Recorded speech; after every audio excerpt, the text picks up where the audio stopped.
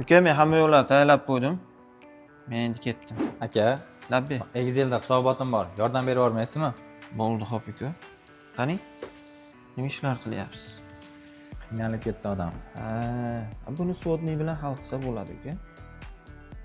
Mana asosiy jadvalga o'tib turib, uka buni umumniy tablitsa qiling. Ctrl T funksiyasi bilan umumniy tablitsa qilganingizdan keyin bundan svodniy jadval qilamiz. Ya'ni bistri klavishda Alt, S1 va AV ruscha harfda qilib Enter'ni bosasiz. Chiqqandan keyin sizga shaharlar kerakmidi?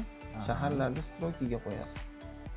Qarzdorlik kerakmidi? Albatta. Sostoyaniyani filtrga qo'yib turib, qarzdorlarni belgilab olasiz. Va задолженности значение qo'yasiz. Yo'nalishlar kerakmidi? Yo'nalishlarni tepaga stolpsiga qo'yasiz.